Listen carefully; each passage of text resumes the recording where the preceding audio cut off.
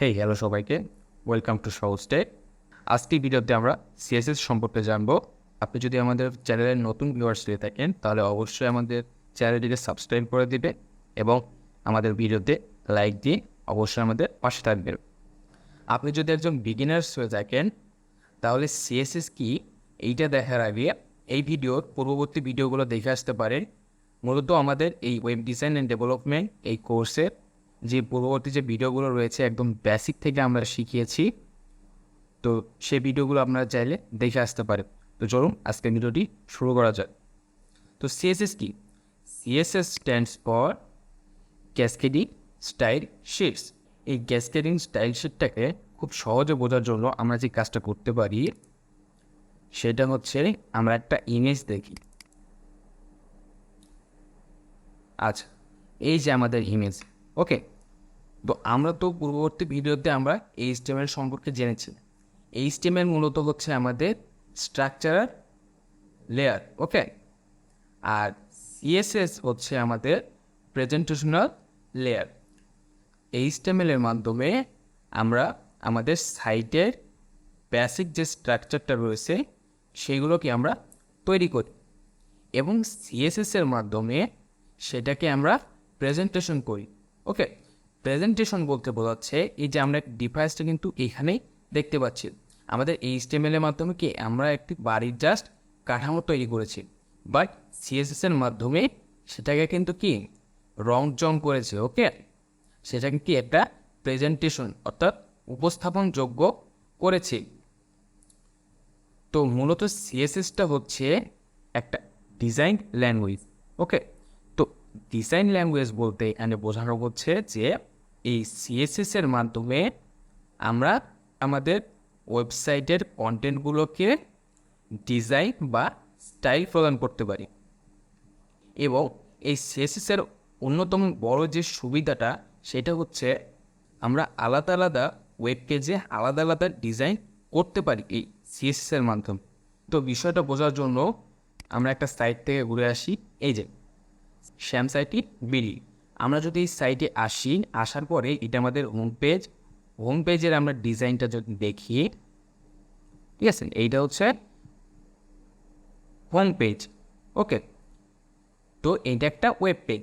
তো আমরা যদি এইটার অ্যাবাউট পেজে যাই, আচ্ছা, অ্যাবাউট পেজে আসার পরে এইটার স্টাইলটা কিন্তু অন্যরকম, ওকে। এটার স্টাইলটা কিন্তু অন্যরকম। এখান থেকে যদি সার্ভিস পেজে যায়, সার্ভিস পেজে আসার পরে এইখানকার ডিজাইন বা স্টাইলটা কিন্তু অন্যরকম। সেম ট্রেনিংয়ে গেলাম, ট্রেনিংয়ে আসার পরে এই যে কন্টেন্টগুলো কিন্তু নিচ থেকে উপরের দিকে চলে আসছে। এই যে ইফেক্টগুলো দেখতে পাচ্ছি এগুলো কিন্তু সিএসএস এর মাধ্যমে করা।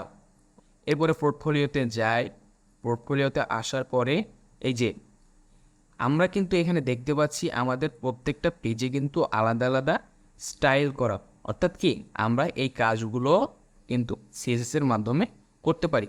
অর্থাৎ আমরা বুঝতে পারছি যে আমাদের সিএসএসটা কিন্তু কতটা গুরুত্বপূর্ণ একটা বিষয়।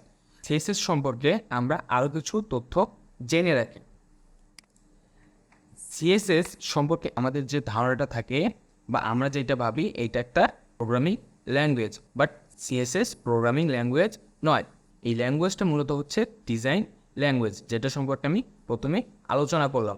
এই ল্যাঙ্গুয়েজটা এইভাবে তৈরি করা হয়েছে যে এইটার মাধ্যমে আমরা ওয়েব পেজগুলোকে বিভিন্ন ধরনের ডিজাইন বা স্টাইল করতে পারবো, ওকে। আমরা যদি আরও একটা পিকচার দেখি আমাদের মনে হয় এবার কনসেপ্টটা একেবারে ক্লিয়ার হয়ে যাবে। আমি জানি না হয়তো আপনারা ইমেজটা খুব একটা স্পষ্টভাবে দেখতে পাচ্ছেন কি না, ছবিটা একটু ফেটে গেছে। এই যে এখানে কিছু হাড়গোড় দেখতে পাচ্ছেন, ঠিক আছে। এইগুলো হচ্ছে আমাদের ওয়ার্ড এবং ইমেজেস বা যেটাকে আমরা কন্টেন্ট বলি। আমাদের ওয়েবসাইটের ভিতরে আমরা যে ইমেজ বা টেক্সটগুলো নেই সেগুলো কি আমাদের কন্টেন্ট, হাড়গোড়গুলোকে আমরা ধরি আমাদের কন্টেন্ট।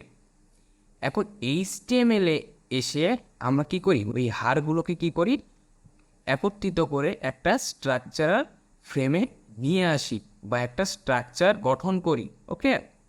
স্ট্রাকচার মানে গঠন। তো এই স্ট্রাকচারটা কিন্তু আমরা তৈরি করি কোথায়, এইচটিএমএলে।